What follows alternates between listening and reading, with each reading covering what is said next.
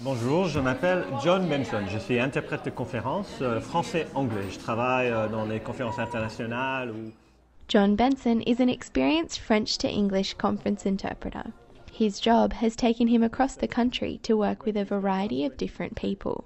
The work I can do can vary from interpreting for a man accused of sexual assault in Silverwater Prison, child sexual assault, to interpreting for the Governor-General who's meeting a head of state down in Canberra, and anything in between. Census data shows that in nearly 20% of Australian homes, a language other than English is spoken.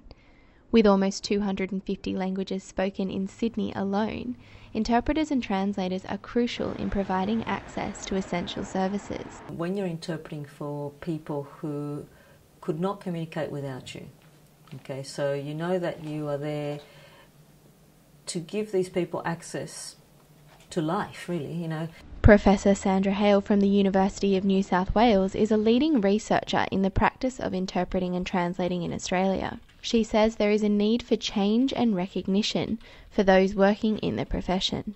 In Australia, languages other than English have probably not been valued that much, and people, mostly being monolingual, do not realise how difficult it is to know another language first and then to interpret. So a lot of the time you'll talk to people and they say, well, an interpreter is needed because this person doesn't speak English or English is not good enough. And it's not, particularly within government, it's not really looked at as, well, we need an interpreter so we can do our job properly. Robert Foote from the accreditation authority NAATI says the issue goes further than community recognition, towards financial acknowledgement.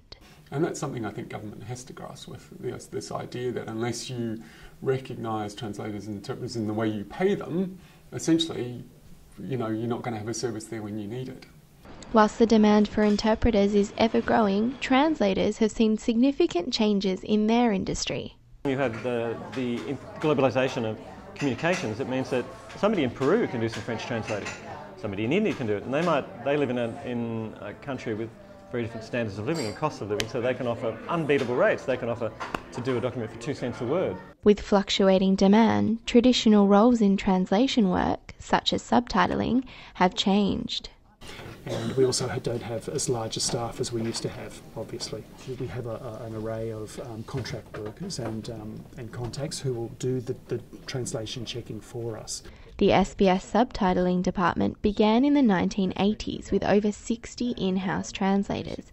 Today, producing around 700 hours of subtitled content per year, the handful of permanent staff outsource work only when needed. You have a set budget, but the work volume is variable. So often you have a more volume than the budget you are given.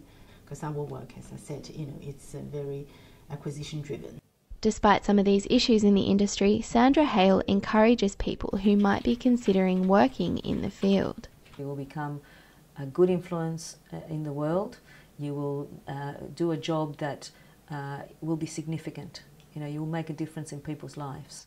And if you are good, you will get work.